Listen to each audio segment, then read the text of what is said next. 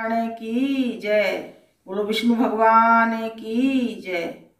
दूसरा अध्याय। बोलो हरे नमः।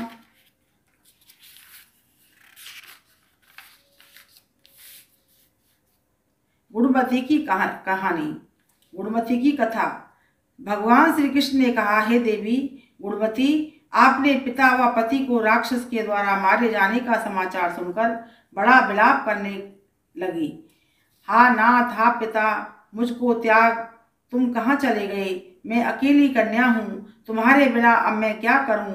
अब मेरे भोजन और वस्त्र आदि की व्यवस्था कौन करेगा? घर में स्नेह पूर्वक मेरा पालन पोषण कौन करेगा? मैं कुछ नहीं कर सकती।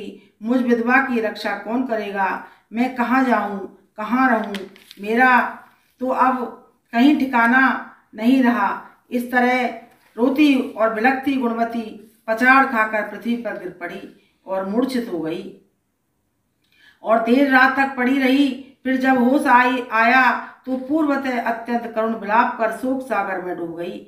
जब कुछ संभली तो उसे ध्यान आया कि मेरे पिता तथा पति की मृत्यु के पश्चात उनकी क्रिया करनी चाहिए जिससे उनकी गति हो सके। अतः उसने अपने घर की सारी वस्तुएं बेच दी। उनके बेचने से जो पैसे मिले उनसे अपने पिता और पति की श्राद्ध आदि क्रिया की। फिर वह उसी नगर में रहती हुई भगवान विष्णु की भक्ति में आठों पैर रहने लगी। उसने जन्म से लेकर मृत्यु तक नियम पूर्वक सारी एकादशियों के व्रत और कार्तिक महीने में उपवास तथा व्रत किए। हे प्रिय, ये एकादशी और कार्तिक व्रत मुझको बड़े ही प्यारे हैं। मुक्ति, भुक्ति, पुत्र तथा संपत्ति को देने वाले परम पवित्र हैं। जो मनुष्य कार्तिक मास में जब तुला राशि पर सूर्य आता है तो सवेरे उठकर स्नान करते हैं, व्रत व उपासना करते हैं, वह मुझे बहुत ही प्यारे हैं। क्योंकि यदि वह बड़े पापी भी हों तो भी स्नान व व्रत के प्रभाव से उनको मोक्ष की प्राप्ति हो जाती है।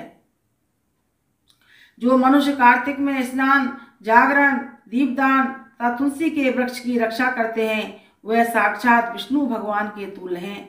जो मनुष्य कार्तिक मास में मंदिर में झाड़ू लगाते हैं और स्वास्तिक बनाते हैं और विष्णु पूजा करते हैं वह जीवन मुक्त हो जाते हैं।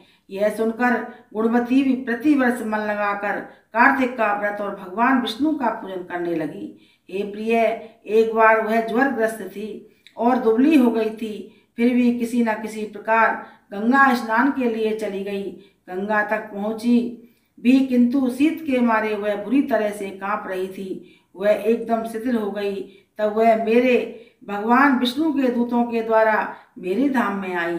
उसके पश्चात ब्रह्मा आदि देवताओं की प्रार्थना पर जब मैंने कृष्ण का अवतार लिया तो उस समय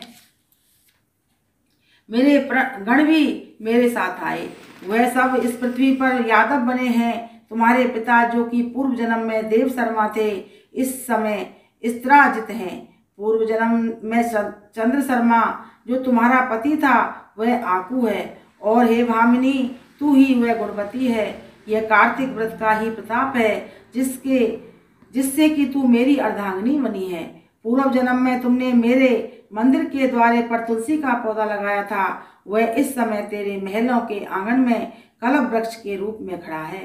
तुमने जो उस जन्म में दीप दान किया था उसके कारण तुम्हारी देह सुंदर है, तुम्हारे शरीर में शोभा है और घर में साक्षात लक्ष्मी निवास करती है। तुमने चूंकि पूर्व जन्म में अपने समस्त व्रतों का फल पति स्वरूप विष्णु के अर्पण कर दिया था, उसी के प्रभाव से तुम इस समय मेरी प्रिय भावनी हुई हो। पूर्व जन्म में आजीवन तुमने जो नियम से कार्तिक मास का व्रत किया था उसका यह प्रभाव है कि मेरा और तुम्हारा कभी वियोग नहीं होगा। इस प्रकार जो कोई कार्तिक मास में व्रत आदि करते हैं वह मुझे तुम्हारे ही समान प्यारे हैं। वह लोग जो कि तुम दूसरे जप तप यज्ञ दान आदि करते हैं, कार्तिक मास में किए गए व्रत के सामने उनका फल बहुत थोड़ा है। यानी कार्तिक मास के व्रतों का 16वां भाग भी नहीं है। इस तरह से सत्यभामा भगवान श्री कृष्णचंद्र जी महाराज से अपने पूर्व जन्म के पुण्य का प्रभाव सुनकर अति प्रसन्न हुई। बोलो वृंदावन बिहारी लाल की जय। कार्तिक के महीने में भगवान के मंदिर के सामने तुलसी का पौधा लगाने का बहुत बड़ा फल है, कथा में भी आया है। हो सके तो मंदिर में जाकर के एक अपना गमला ले जाकर रखें, कहानी कथा सुने तो अपने पास रखें, बहुत बड़ा 1000 गुना फल बढ़ जाता है। बोलो कार्तिक मातम पुराण की जय, बोलो राधा दामोदर भगवान की जय।